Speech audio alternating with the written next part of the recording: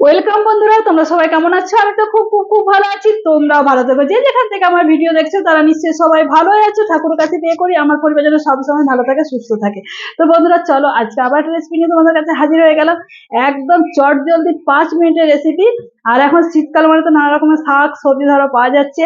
তো এইভাবে বন্ধুরা আমি যেভাবে বানাবো, তোমরা কে কে খেয়েছো এটা অনেকে খেয়ে থাকবে। তো আমি যেভাবে বানাবো তোমরাও কিন্তু অবশ্যই একবার বানিয়ে করে খেয়ে দেখতে পারো। খেতে কিন্তু দুর্দান্ত হয়। আর কারা কারা এই রেসিপিটা খেয়েছো তারা কিন্তু আমাকে একবার অবশ্যই কমেন্ট করে জানিও। তো চলো ব্যাক ক্যামেরায় ঝটপট তোমার সাথে শেয়ার করে ফেলি।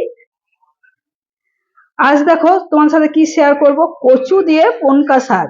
এখানে দেখো কয়েকটা আমি কচু টুকরো টুকরো করে কেটে নিয়েছি, খুব ভালো করে জল ঝারিয়ে দিয়েছি। কচুটা কিন্তু এরকম যেমন আলু পোস্তর আলুটা কাটে সেই রকমই তোমরা অবশ্যই এরকম কিউট কিউট করে কেটে নেবে। দেখো এখানে ছোট বাটির 1 বাটি কচু নিয়েছি।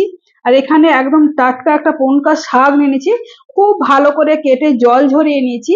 আর এখানে থেতো করা একটু রসুন নিয়েছি, বেশি করে ছোট্ট ছোট্ট দানা।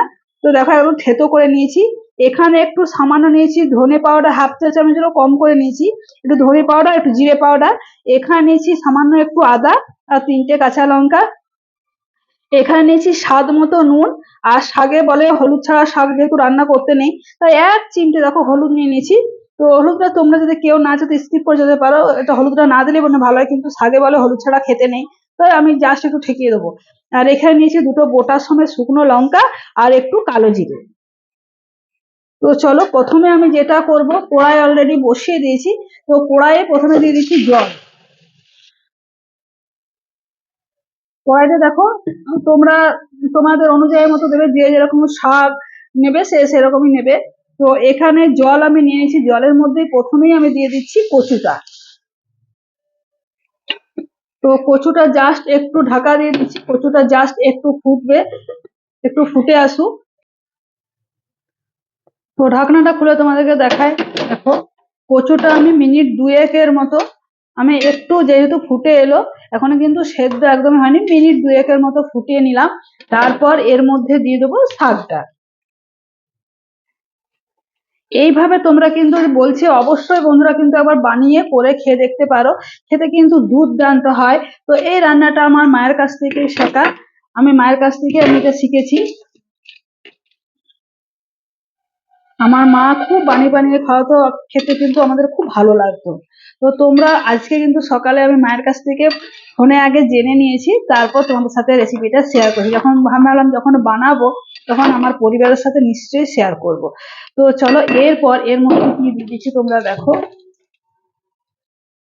এরপর এখানে দিয়ে দিচ্ছি স্বাদ মতো নুন আর হলুদ। নুনটা তোমরা অবশ্যই বুঝে সুঝে দেবে। তো দেখো আমি খানিকটা নুন আমি রেখে দিলাম। তো আমি দেখলাম শাকটা তো কমে যাবে, তাই নুনটা একটু সামান্য কমিয়ে রাখলাম। তারপর এখানে দিয়ে দিচ্ছি আদা আর কাঁচা লঙ্কাটা। তারপর এখানে দেবো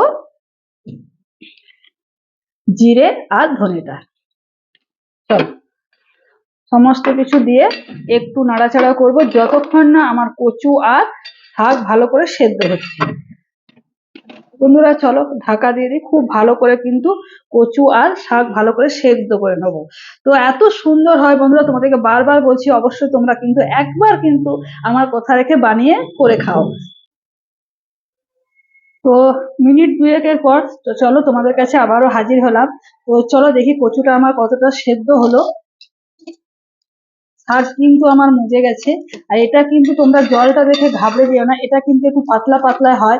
ভাত দিয়ে খেতে এই যে কচুর যে লাল লাল যে ভাবটা আছে সেটা দিয়ে ভাত দিয়ে খেতে খুব ভালো লাগে। তো কচু দেখো কচুটা খুব ভালো কচু, কচুটা একদমই সেদ্ধ হয়ে গেছে। আর চলো জলটা আর একটু কমবো, তারপরে চলো শেষে কি করা যায় দেখায় তোমাদেরকে। তো ধরো লঙ্কা কাঁচা লঙ্কাটাও দিয়ে দিয়েছি, লঙ্কা যে একটা ফ্লেভার, কাঁচা গন্ধ যে একটা ফ্লেভার সেটাও ভেসে যাক। চলো আর একটু জলটা আমার শুকিয়ে যাক। চলো ঢাকা দিয়ে দিই, ঢাকা দিয়ে আরো মিনিট দুয়েকের মতো রান্নাটা করি। চলো ঢাকনাটা খুলে তোমাদেরকে দেখায়। দেখো জল আমার প্রায় অনেকটাই শুকিয়ে চলে এসছে। আর কচু কিন্তু একদমই সেদ্ধ হয়ে গেছে। এরা কচু সেদ্ধ হয়ে গেছে। আর এইরকমই কিন্তু জলটা আমি রাখবো, অতটা জলটা রাখতেই হবে। তোমরা যদি কেউ মাখো মাখো খেতে চাও, কিন্তু মাখো মাখো এটা ভালো লাগে না বন্ধুরা, তোমরা এইভাবে কিন্তু আমার মতনই যতটা জল আমি রাখছি ততটা তোমরা জলটা রাখবে। কড়াইটা আবারও বসিয়ে দিলাম। ধরো কড়াইটা একটুখানি পরিষ্কার করে নিই। তো দেখো কড়াই পরিষ্কার করে আমি কড়াইয়ের মধ্যে দিয়ে দিচ্ছি একটুখানি সর্ষের তেল। সর্ষের তেলে প্রথমেই আমি দিয়ে দিচ্ছি রসুনটা। এটাতে তোমরা একটু রসুনটা বেশি দেওয়ার চেষ্টা করবে, রসুনটা যত বেশি দেবে তত জিনিসটা খেতে ভালো হয়। তো চলো রসুনটা একটু লাল লাল করে ভেজে নেবো। তবে খুব একটা একদম কালো করে একদম খুব লাল করে একদম ভাজবে না, একটু কাঁচা কাঁচাও থাকবে, ওই তোমার 50% মতো রসুনটা তোমরা ভেজে নেবে। কেননা কালো জিরেটা আগে দিলে কালো জিরেটা পুড়ে যাবে, রসুনটা ভাজতে একটু সময় লাগে।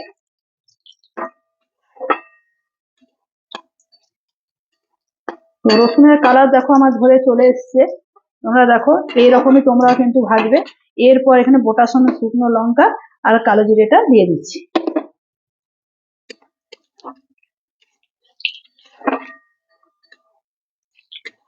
কালো জিরে দিয়ে শুকনো লঙ্কাটা জাস্ট একটু ভাজা ভাজা হবে।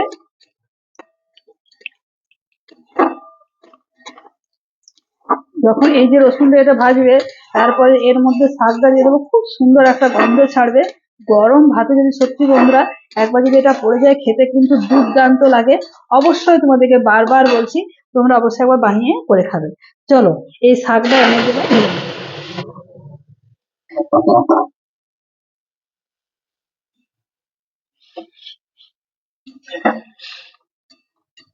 আমার মা বানাতো, আগেকার দিনের মানুষরা কিন্তু এরকম ভাবে বানিয়ে দেখতে করে খেত, খেতে কিন্তু দুর্দান্ত হয়। তো এটা আমার মা বললো, মা তুমি কোথা থেকে শিখেছো? আমার মা বলতো যে তোর দিদার কাছ থেকে শিখেছি। তারপরে আমার ঠাকুমার কাছ থেকেও আমি এটা খেয়েছি। এটা অনেক পুরানো রান্না, কিন্তু এই রান্না কিন্তু কখনোই কিন্তু পুরানো হয় না।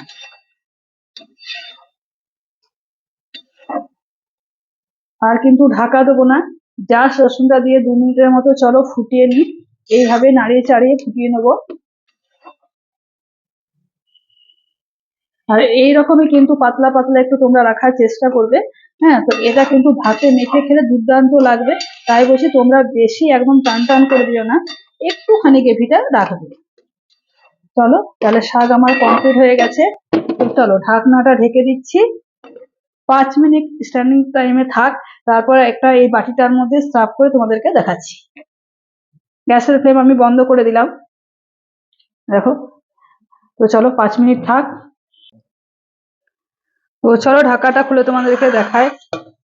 দেখো একদম ধোয়া ওটা কচু দিয়ে পনকা শাক, কত সুন্দর কত লোভনীয়, খেতে কিন্তু দুর্দান্ত হয়। তো বন্ধুরা এই কচু দিয়ে পনকা শাকের রেসিপি তোমাদের কেমন লাগলো অবশ্যই তোমরা কিন্তু আবার কমেন্ট করে আমাকে জানিও। আর এখন তো অনেক বড় আমার একটা পরিবার হয়ে গেছে, তোমাদের ভালোবাসা তোমাদের আশীর্বাদ নিয়ে আমি ধাপে ধাপে অনেকটা এগিয়ে যেতে পারছি। কেননা যতটুকু হচ্ছি আমি সবসময় বলি যে আমার পরিবারের জন্য হচ্ছি। তোমাদের ভালোবাসা তোমাদের সাপোর্ট ছাড়া তো এগোনো তো যাওয়া সম্ভবই নয়। তো যারা আমার নতুন পুরানো বন্ধু হয়ে আছো তারা তো আমাকে সাপোর্ট করছোই, প্রত্যেক দিনই প্রায় সাপোর্ট করো। ও তো যারা আমার রিসেন্ট নতুন বন্ধু হয়ে উঠছো তারা আমার চ্যানেলটাকে সাবস্ক্রাইব করে বন্ধু পরিজনের কাছে শেয়ার করে আমার একটু পাশে থেকো, আমাকে আরেকটুকু এগিয়ে নিয়ে যাওয়ার চেষ্টা করো। তাহলে আজকের মতো এ পর্যন্ত, আবার অন্য কোনো দিন অন্য কোনো রেসিপি নিয়ে তোমাদের কাছে হাজির হয়ে যাব। তো আজকের মতো টাটা, বিদায় নিচ্ছি। সবাই ভালো থেকো, সুস্থ থেকো।